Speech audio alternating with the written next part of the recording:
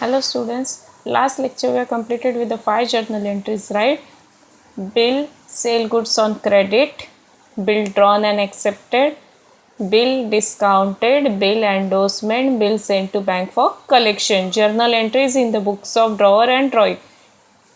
Now moving forward, see that after acceptance, after treatment in the books of drawer, now what is the next step is the bill honor. It means when the drawee is making the bills payment to the drawer, what interest to be passed or how the transactions are to be recorded in the books of account. See that first, as we are knowing, if the bill is written by the drawer and honor on the due date, it means till the due date drawer is keeping the bill in his hand, and on the due date the drawee making the payments to the drawer. What entry should be passed in the books of a drawer and what entry should be passed in the books of drawing?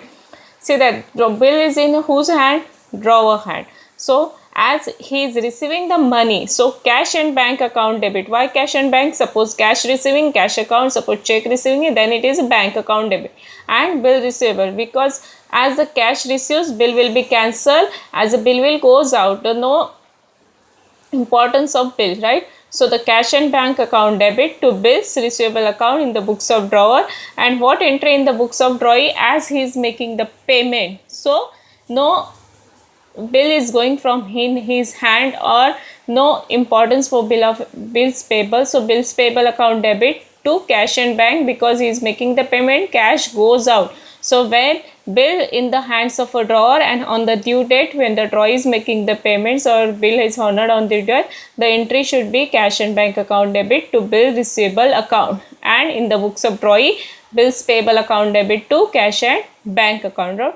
Now second option we have studied, that the bill discounted. When the bill discounted and honored, it means when after accepting the bill from the drawee, drawer discounted with the bank, and on the due date drawee making the payment of a bill of exchange to the bank, because now bill is not in the hands of the drawer, it is already discounted with the bank, so bill is in the hand of the bank. So what entry you pass in the books of drawer and drawee? As we are knowing that bill discounted with the bank, it means what? The bill is already in the hands of a bank. So in the books of a drawer, no entry, because drawer is already receiving the money from the bank. So now no transactions with the drawer, so no entry in the books of drawer. And for the drawee, it will be the bills payable account debit to cash and bank. कारण bill discounting मध्ये drawer already bill बँकेला देतो, बँकेकडनं तो already पैसे घेतलेले असतात, त्यामुळे बिलाचा आणि ड्रॉवरचा संबंध नसतो. ड्यू डेटला बँक ड्रॉईला अप्रोच करते आणि ड्रॉईकडनं बँक पैसे घेते, म्हणूनच ड्रॉवरच्या बुकमध्ये बिल डिस्काउंटेड हॉनरची कोणतीही एंट्री येत नाही. Then third option we learn that bill endorsement. Now what is the bill endorsement? We are knowing that the title of the bill, ownership of the bill is transferred to the third party. म्हणजेच आपल्याला मिळणारे पैसे आपलं नाव त्या बिलावर असताना सुद्धा drawer काय करतो? तिसऱ्या व्यक्तीचं नाव त्याच्यावर बघतो, आपला मालकी हक्क त्या बिलावरचा सोडतो आणि पैसे तिसऱ्याच व्यक्तीला मिळतात. त्यामुळे ड्रॉवर पिक्चरमध्ये येत नाही, ड्रॉवरचा ट्रान्झॅक्शनशी संबंध संपतो, म्हणून ड्रॉवरच्या बुकमध्ये एंट्री होणार नाही. And for the drawee's book, he is making the payment, so bills payable account debit to cash and bank account, right? So last option is remaining is what? When the amount of the bill is collected by the bank, it means bill sent to bank for collection. आपल्याला चार option माहिती आहे, bill is to be retained, bill discounted, bill endorsement and bill sent to bank for collection.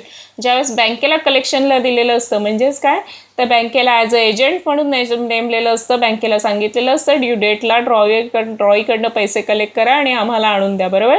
So that time ड्रॉरला पैसे मिळतात, म्हणून bank account debit. आणि बँके या सर्व्हिससाठी काही चार्जेस घेते, ते त्या ड्रॉवरसाठी एक्सपेन्सेस असतात, म्हणून bank charges account debit to bank for collection, right. Why? Because already bill is goes from the drawer hand to the bank hand, so bank for collection. आणि ड्रॉईच्या बुकमध्ये bills payable account debit to cash and bank account, right? So if you are going to all the entries, you will remember one important thing. या entry तुम्ही लक्षात कशा ठेवणार? Simple trick आहे, bill retain and honoured. Cash and bank to bill receivable. बघा bill ॲक्सेप्टन्सची entry काय आहे, bill receivable account debit to drawee's account, right. आता पैसे मिळत आहेत म्हणून कॅश अँड बँक डेबिट झाली आणि बिल रिसिवेबल काय झालं, जे डेबिट होतं आधी ॲक्सेप्टन्समध्ये ते आता काय झालं, क्रेडिट झालं.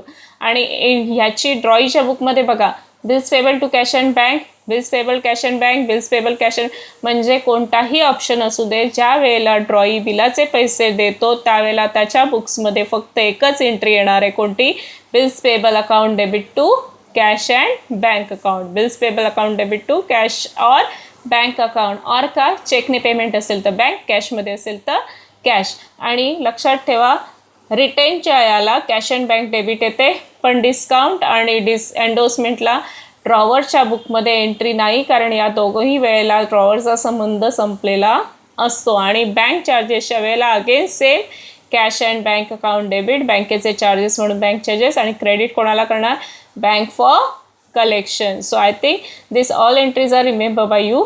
नाव next option is what, bill retain. आणि आपल्याला ड्रॉईचे 4 ऑप्शन माहिती आहे, कोणती, बिल हॉनर्ड ते आपण पाहिले, बिल डिसऑनर, बिल रिटायर्ड आणि bill renewed, right.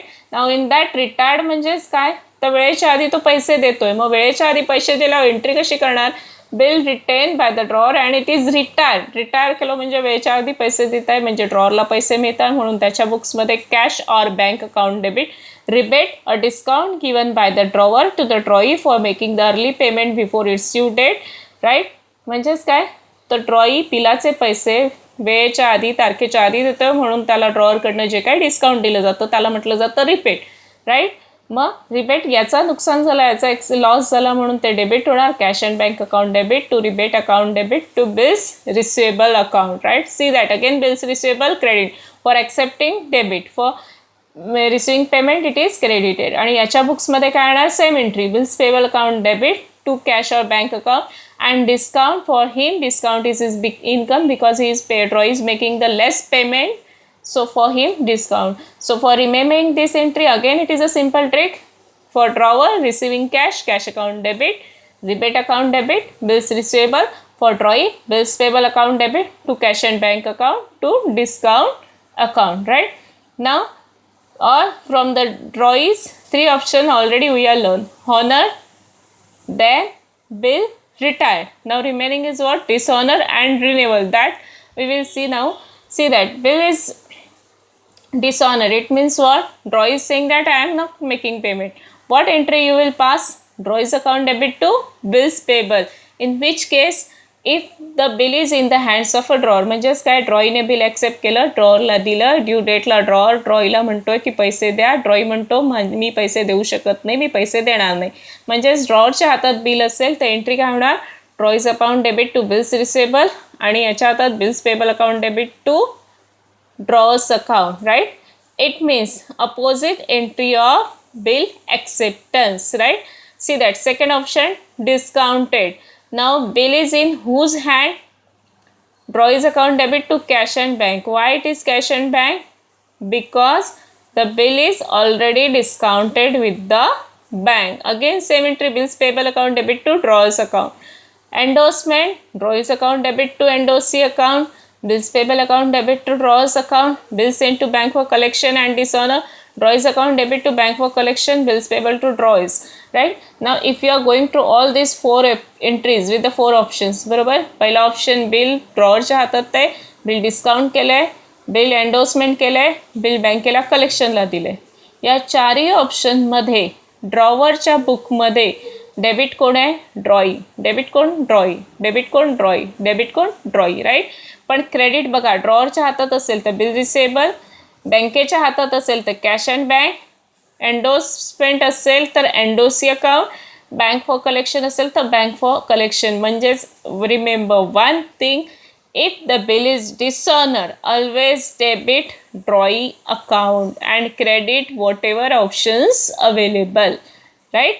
And see in the drawee's books always bills payable drawers, same entry, which same entry, opposite entry of bill acceptance. Bill ॲक्सेप्टन्सची entry कोणती आपण पाहिली होती, drawer's account debit to bills payable, तिला उलटी केल्यावर काय होणार, बिल्स अपोजिट केल्यावर काय होणार, bills payable account debit to drawer's account. So it is a trick to remember the entry for journal entries for the bills of exchange. Now only one part is remaining, that is bill is to be renewed. Now we will see the last option, it is the bill is to be renewed, right? As we are knowing that bill renewed, it means first we have to cancel the old bill, right? Old bill, then we have to charge the interest, then we will receive the part payment and new acceptance. So ज्या ज्या वेळेला bill renewed असेल त्यावेळेस एक लक्षात ठेवा, bill dishonour झालं म्हणजे बिल रिन्यूड होणार. मग बिल रिन्यूड झाल्यानंतर आपल्याला प्रत्येक वेळी किती जर्नल एंट्रीज येणार? 4. आणि त्या आपण लक्षात कशा ठेवणार? In the form of a Deepa. What is the meaning is Deepa? D for dishonour, I for interest, P for part payment and A for new bill acceptance, right? मग पहिल्यांदा ओल्ड बिल कॅन्सल होणार, cancellation of the old bill, right? आपल्याला माहिती आहे old bill कॅन्सलची entry कोणती आहे? Always debit drawee's account in the books of drawer and credit whatever is the options available with the options available, right? Retained असेल तर bill receivable, discount असेल तर बँक, बिल फॉर कलेक्शन असेल तर bill send for collection, endorsement असेल तर एंडोसी. आणि ड्रॉईच्या बुकमध्ये आपल्याला नेहमी माहिती आहे bills payable account debit to drawer's account, right? Second entry, interest कशा करता? पहिलं बिल 3 महिन्यांचं होतं, 3 महिन्यांच्या ड्यू डेटला ड्रॉई म्हणतो पैसे देणार नाही, आणखीन 2 महिन्याने देईल. म्हणजेच 2 महिने काय होणार आहे? ड्रॉवर 2 महिन्यांकरता ड्रॉईवरती काय करणार आहे? इंटरेस्ट चार्ज करणार आहे. कोणत्या अमाऊंटला? जर ड्रॉवरने काहीच पैसे दिले नाही तर पूर्ण अमाऊंटवरती, ड्रॉवरने पार्ट पेमेंट दिलं तर अर्ध्या अमाऊंटवरती. म्हणजेच 10,000च्या बिलामधले 2,000 जर का ड्रॉवरने दिले तर इंटरेस्ट फक्त 8,000वर लागेल. पण जर का ड्रॉवरने पूर्ण 10च्या 10 ड्रॉईने पूर्ण 10च्या 10,000चं नवीन बिल बनवायला सांगितलं तर इंटरेस्ट पूर्ण 10,000वर लागेल. मग interest due on balance amount, drawee's account debit to interest account debit to drawer's account. Third, receiving part payment, right? पैसे मिळतात म्हणून cash and bank account debit, देणारा ड्रॉई म्हणून to drawee account, right? Amount of interest will be added to this amount if the interest is received along with the part payment. जर का part payment सकटच इंटरेस्टची amount दिली असेल तर ती इथे. आणि drawer's account debit to cash आणि new acceptance same entry, bill receivable account debit to drawers and drawers account debit to bills payable, right? Now see this, up to this we have already completed all the journal entries. And you go through all the entries. If you are having any doubt, let me know, I will explain one more time. आणि एक लक्षात ठेवा, सगळ्या entry तुम्हाला आता कळणार नाही, पण आपण 1 by 1 जसे क्वेश्चन सॉल्व करत जाऊ तसे तुमचे सगळे कन्फ्युजन दूर होतील, सगळे प्रॉब्लेम्स सॉल्व होतील. 1 by 1 एंट्री सॉल्व केल्यानंतर जर्नल एंट्रीज कशा लक्षात ठेवायच्या, त्या कशा बरोबर लिहायच्या हे तुम्हाला हळूहळू कळत जाईल.